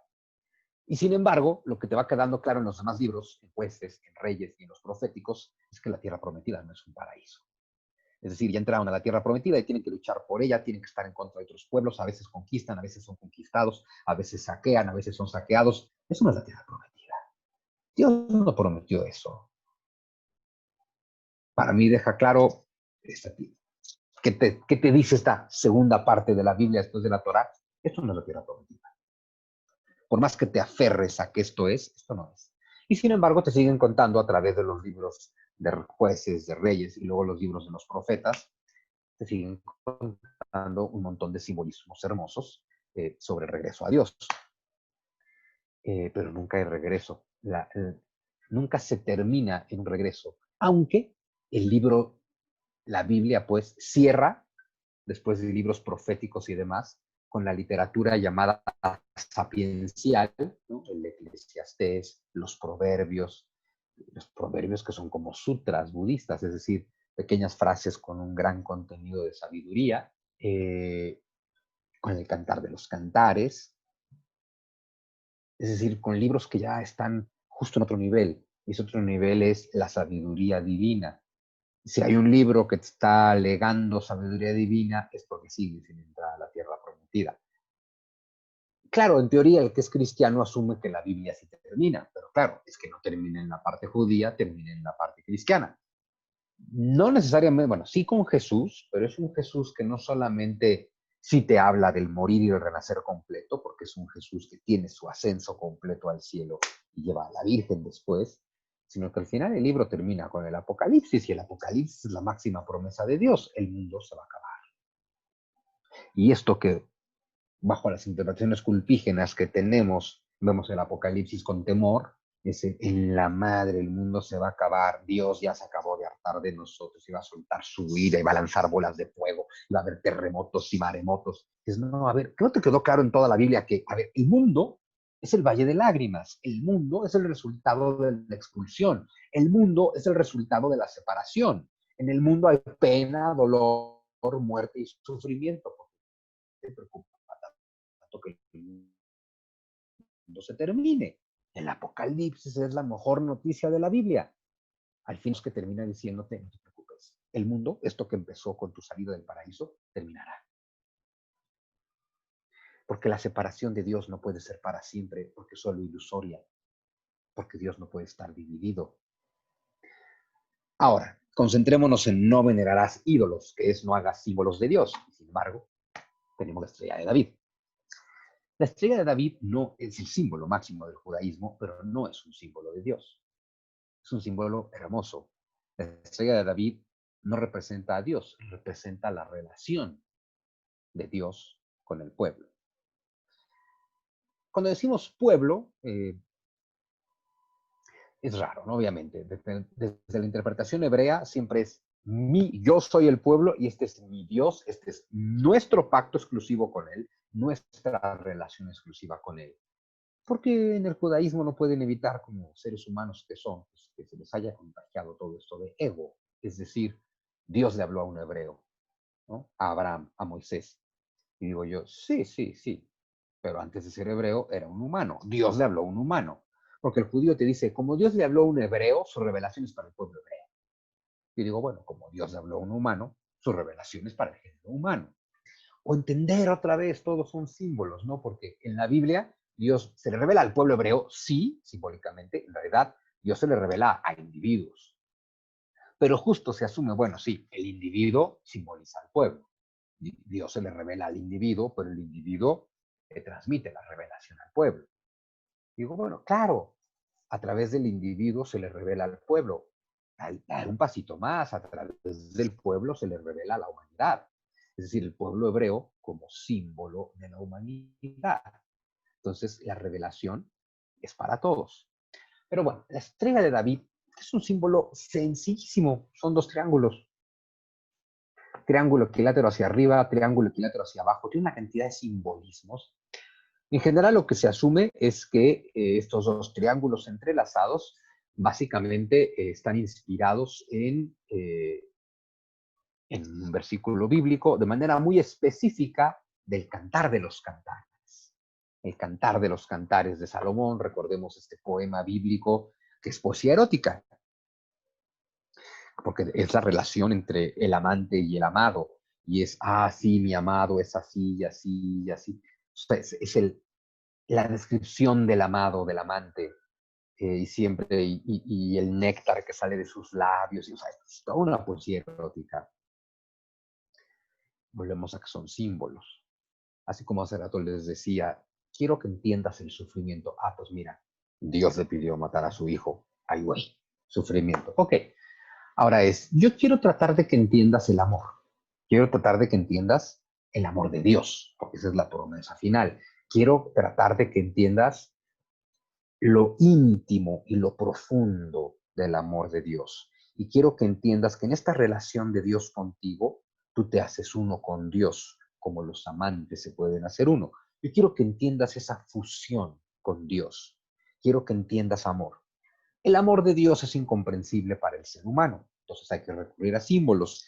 Entonces, ¿cómo decirte? A ver, te voy a contar un amor que sí entiendes. Entonces te platico un amor erótico.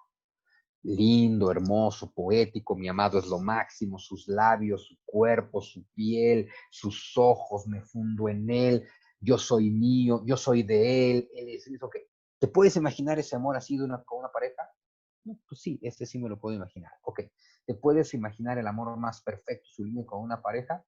Sí, ese sí me lo puedo imaginar. Ok, multiplícalo por todo lo que puedas y aún así no te acercas, pero eso es el amor de Dios. Por eso la Biblia se puede permitir tener un poema erótico, porque al final es un símbolo. Si quiero explicar el amor, pues mira, a ver, entiéndelo así. Entiéndelo de una manera que a ti, humano, te va a quedar claro. Pero se supone que el Cantar de los Cantares expresa entonces la relación íntima entre Dios y la humanidad. Bueno, ellos dicen entre Dios y el pueblo. Yo digo entre Dios y tú, no entre Dios y la humanidad. Bajo esta idea, yo soy de mi amado y mi amado es mío. Es un poema hermosísimo donde Dios es el amante. O sea, siempre que se habla del amante es Dios, siempre es masculino, justo. Y claro, la amada obviamente es femenina y es la que representa a la humanidad. Es decir, Dios con un carácter masculino, la humanidad con un carácter femenino, pero lo más importante, yo soy de mi amado. O sea, es un Dios que te dice, yo soy de ti, yo soy de mi amado, yo soy de mi humanidad, yo soy de mi creación y mi creación, tú, mi hijo, mi humanidad, es mía. Y esto es indisoluble, que nunca se te olvide. Por eso va casi el final de la Biblia. Hay que saber, acuérdate, ¿cuál es la relación de Dios con la humanidad? Es una relación tan íntima, tan profunda, que llega un momento en que no puedes hablar de dos, solo puedes hablar de uno. Esa es la relación de Dios con la humanidad y es este amor absoluto, ¿sí? Hemos hablado siempre nosotros algunas cositas de Kabbalah. Aquí te plantea lo mismo, esto funciona perfecto para Kabbalah. Cuando te habla de Dios como masculino, de ahí que en general se refiere a Dios como Él, asumiendo de alguna forma su masculinidad, aunque hay que entender que Dios no es hombre. De hecho, algunos de los libros proféticos, nunca recuerdo, creo que es Jeremías, tal vez son más, que te habla de Dios el Padre y de Dios la Madre.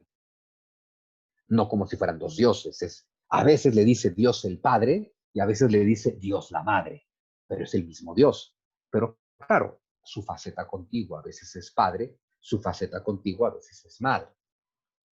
En Kabbalah, que se dice Dios, que era amor puro, bueno, es amor puro. Dios que al ser amor puro es deseo absoluto e incondicional de dar ese amor. de extenderse hacia afuera, de proyectar ese amor. Dios quiere dar amor. Por eso es que le dan un carácter masculino, porque Dios es dar. Claro, Dios quiere dar, entonces lo primero que Dios tiene que hacer para poder dar el amor inconmensurable que es crear algo que reciba. Aquí hay dualidad ya, ¿no? Dios es dar, esta fuerza de dar amor, crea, dice la Cábala, le llama vasija receptora, el cuenco receptor, la fuerza que recibe, que le dan un carácter femenino, evidentemente. La creación es femenina en ese sentido, porque Dios da, ahí está la parte masculina, la creación recibe, ahí está lo femenino, ahí está el yin y el yang, finalmente, ¿no? Entonces,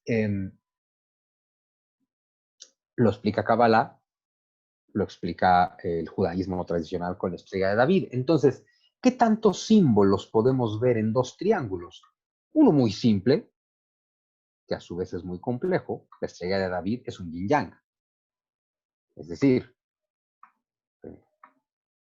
pues aquí tenemos el triángulo con la punta hacia arriba, que representa lo masculino, y el triángulo con la punta hacia abajo, que representa lo femenino. Pero al final están tan unidos estos dos triángulos que no son dos triángulos, es una estrella. No hay dualidad, hay unicidad, ¿sí?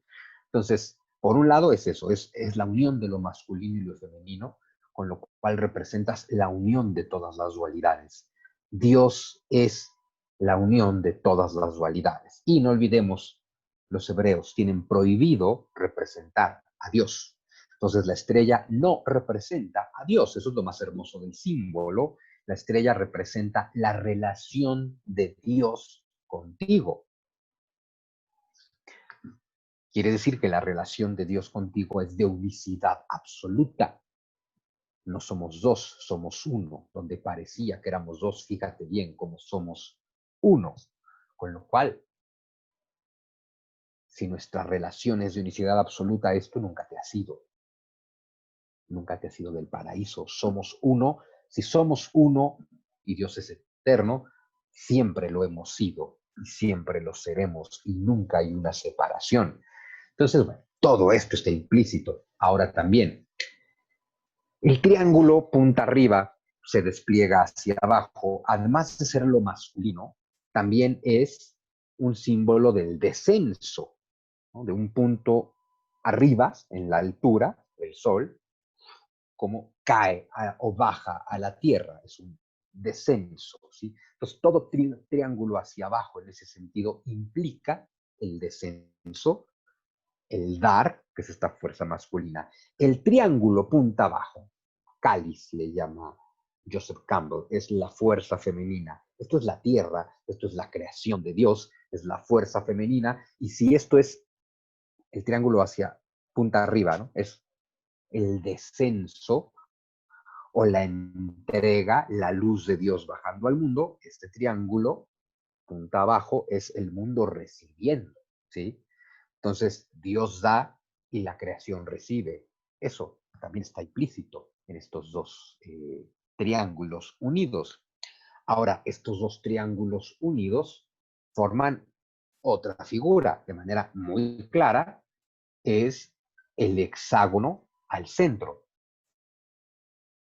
Si estos dos triángulos son la unión de las dualidades, la unión de lo masculino y lo femenino, la unión de Dios y su creación, la relación de Dios con su creación, ¿qué puede estar al centro? Pues para mí es muy claro que lo que está al centro eres tú. Este centro sagrado, pues es la base de la relación, donde hay quien dice, no, no, al centro está Dios. Y digo yo, no, al centro está uno. Bueno, sí, Dios también. Claro, aquí ya es unicidad. Es el punto en el que Dios y yo no somos cosas distintas. Ahora, también representa cosas más mundanas, pero igual de importantes, porque también representa los cuatro elementos, porque al final estamos en el mundo. Representa fuego, agua, aire, tierra, de una manera muy simple. Triángulo hacia arriba, ¿no? Te representa ascenso, que eso es lo que hace el fuego. Entonces, ascenso, fuego. Hay dos fuerzas hacia arriba, dos fuerzas hacia abajo. fuego y aire. Fuego se extiende hacia arriba ilimitadamente. Aire se extiende hasta el horizonte. Por eso es triángulo con línea, ¿no? La línea resultada de la intersección. Agua es el descenso ilimitado, es el fluir, por eso es el triángulo hacia abajo. Tierra, el horizonte, ¿no? Resultado de la intersección. Entonces son dos elementos de descenso y dos elementos de ascenso, los cuatro elementos, fuego, aire, mar, tierra, finalmente fundidos en uno solo. Entonces, claro, con lo cual representa también la unión del cielo y la tierra, la unión de lo masculino y lo femenino, la unión de las dualidades, pero también representa al mundo, porque son los cuatro elementos, pero finalmente sabemos que hay un quinto elemento. Recordemos que aquí cada elemento es más burdo que el anterior. El elemento más sutil es el fuego, que es energía. Después del fuego es el aire, después el agua, que ya es un poco más burda, es más tangible, hasta llegar a la tierra, que es absolutamente tangible. Si nos vamos en orden ascendente, tierra, bueno, sí, tierra, agua, aire, fuego, tres estados de la materia más energía, y toda esta materia energía ocurre en el quinto elemento, el éter. Esta realidad sutil donde existe todo lo demás, que también la podríamos ubicar aquí al centro. Entonces, pues tiene de todo. Es como en yin yang, por eso aquí les pongo el yin yang. Claro, en la tradición taoísta prefieren usar figuras más circulares. En la tradición hebrea tenemos una geométrica mucho más triangular. Le van a encontrar mucho simbolismo al triángulo, es una manera impresionante, pero los egipcios, los hebreos, los pitagóricos, todos. Pero al final es esto, es la estrella representa tu relación con Dios, dejando claro tu relación con Dios es unicidad total. Ahora, bien interesante, triángulo hacia abajo representa lo masculino, representa a Dios, representa el descenso. Triángulo hacia abajo es lo que recibe, es la tierra, pero no representa el ascenso. El ascenso vuelve a estar. Ahí está, ¿no? Descenso, mundo, ascenso. El ascenso vuelve a ser el triángulo punta arriba. Ahora, asciende lo que está abajo, es el ascenso, es el regreso de la tierra al cielo, es el regreso del mundo al paraíso. Lo cual nos lleva a entender que si quisiéramos ser más abstractos, no necesitamos poner dos triángulos.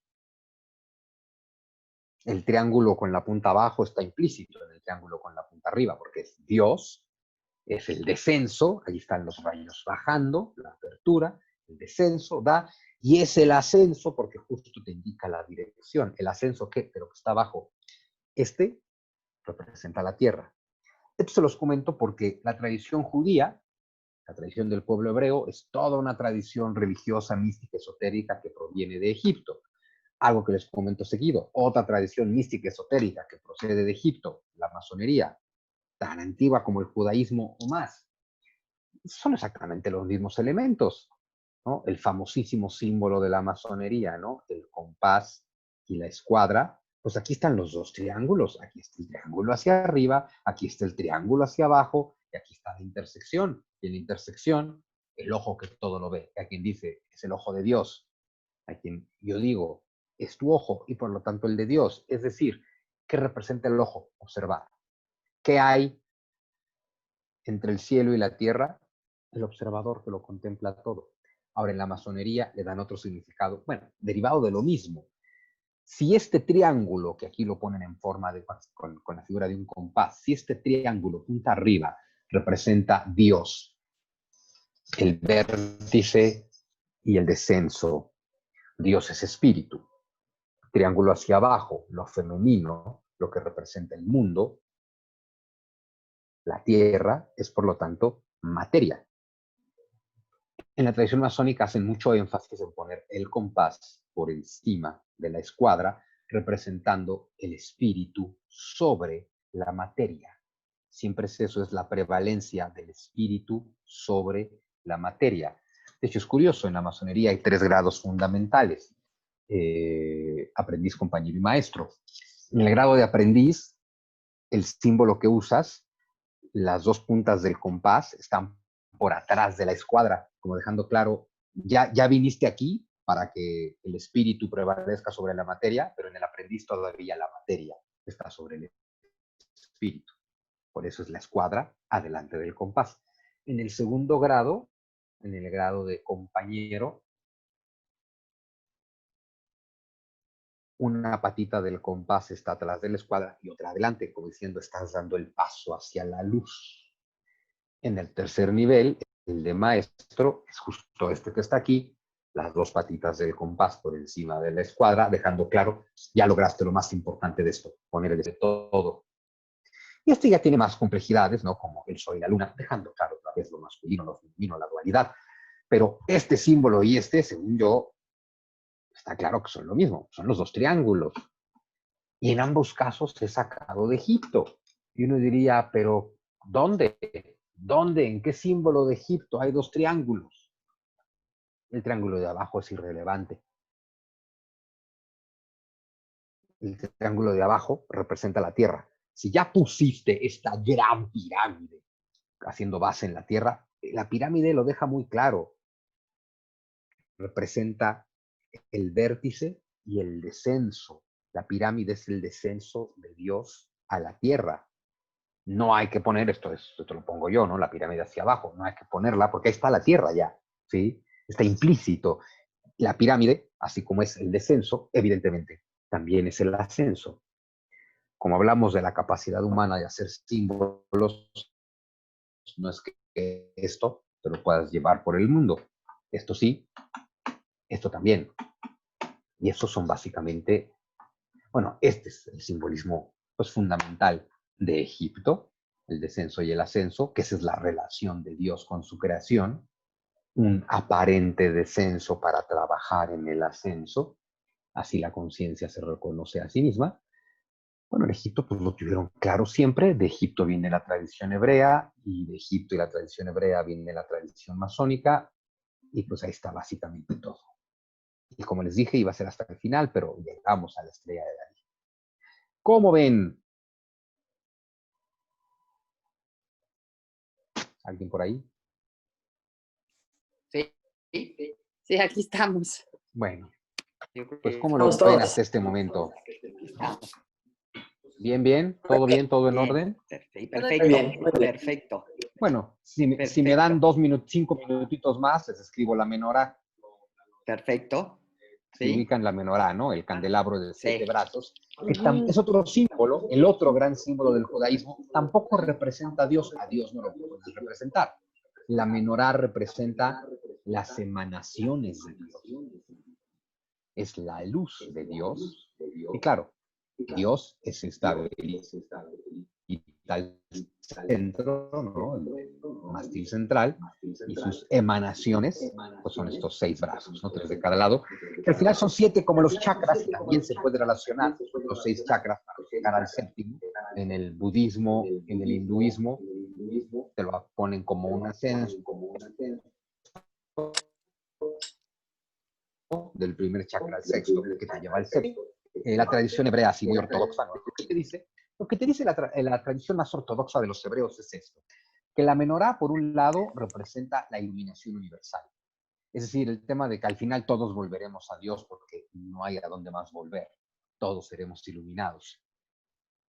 Y las 7 lámparas, o sea, los 7 brazos de la menorá, significan el conocimiento que el humano puede tener de Dios. O sea, ¿qué sí podemos conocer de Dios? No tiene claro ver qué no podemos conocer de Dios. ¿Qué sí podemos conocer de Dios para acercarnos a Dios? Entonces son las ramas del conocimiento humano, que ojo, no sé si aquí se llegue a notar, es que es muy, muy, muy sutil, pero los 3 brazos, bueno, 3 de un lado, 3 al otro, no están en línea recta. Los candelabros de la menorá están ligeramente inclinados hacia el centro. Es muy, muy, muy leve. Si se encuentra una de verdad, es mucho más claro, como los 3 brazos de un lado y del otro están ligerísimamente apuntados al centro, como un símbolo más de todo tiende hacia Dios, ¿no? Pero bueno, ¿qué se supone que representan exactamente, ¿no? Por un lado, dicen, bueno, que representa la palabra de Dios, la luz de Dios, la santa iluminación y el espíritu de la verdad. Y te lo distribuyen de esta forma. Al centro, el brazo número 1 representa el espíritu de Dios. ¿Ok? El 2 y el 3, o sea, los inmediatos después del centro, son la sabiduría y la inteligencia, como atributos de Dios que tú compartes y que te permiten acercarte a Dios. Entonces, la luz de Dios o el espíritu de Dios, el amor de Dios al centro. Inmediatamente después, la sabiduría y la inteligencia de Dios que tú compartes y te permiten acercarte a Él. Más hacia afuera. 4 y 5, espíritu de consejo y espíritu de poder. Esos son difíciles. Ahorita les pongo el pasaje del que sacan esto. Y hasta afuera, 6 y 7, el espíritu de conocimiento y el espíritu de temor de Dios. ¿De dónde sacan esto? De uno de los capítulos del profeta Isaías, en Isaías 11, versículo 2, específicamente dice, y sobre él reposará el espíritu del Señor, espíritu de sabiduría y de inteligencia, de consejo y de poder, de conocimiento y de temor de Dios. Aquí están todos los brazos de la menorá. Entonces, el espíritu de Dios es lo que está al centro. Es el yo soy, sin ningún otro atributo, ¿no? El espíritu de Dios. Sabiduría e inteligencia, asumiendo Dios lo sabe todo, y Dios crea hay una inteligencia inherente al mundo, un logos, ¿no? Que compartimos con Dios y por eso es lo que tenemos más cerca de Dios. Ahora ya nos puede quedar más claro, espíritu de consejo y de poder. Bueno, ¿consejo de quién? Consejo de Dios. El espíritu de Dios te habla, el espíritu de Dios te aconseja, el espíritu de Dios es lo que te da poder, es lo que te da voluntad. Y al final el espíritu de Dios, que es de conocimiento, de hecho esa ansia de conocer es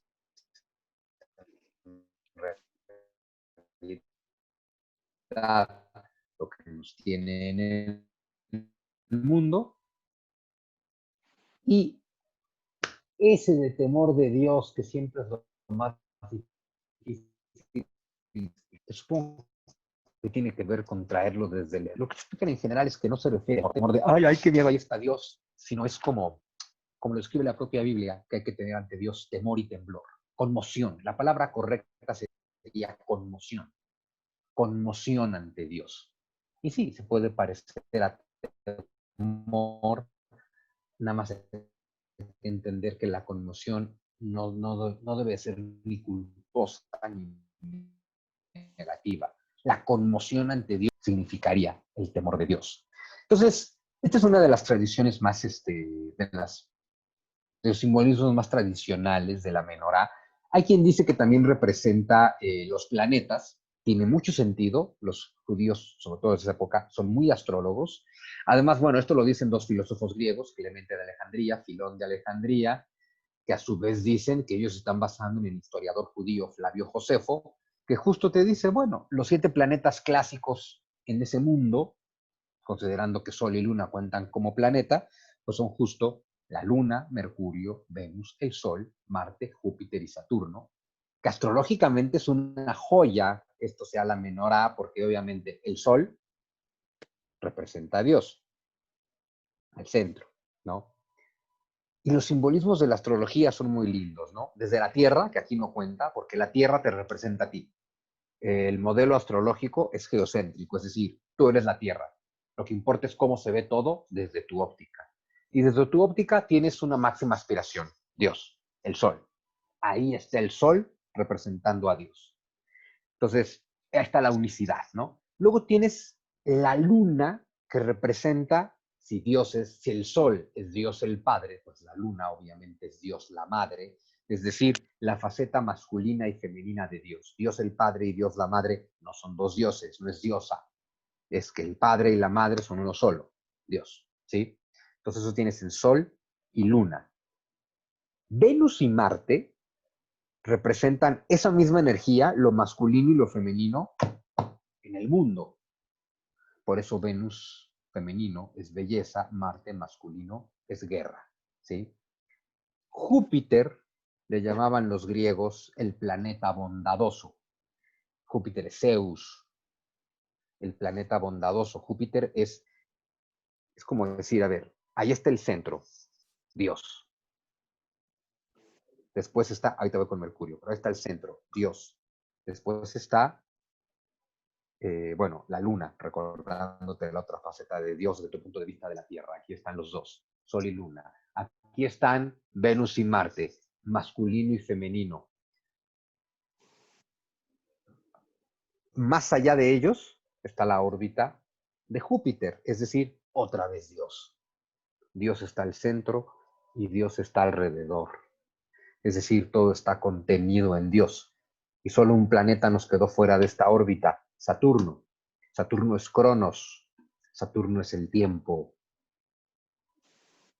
Es decir, la dimensión en la que vivimos nosotros. Por eso Saturno, Cronos, representa también al mundo, al representar el tiempo.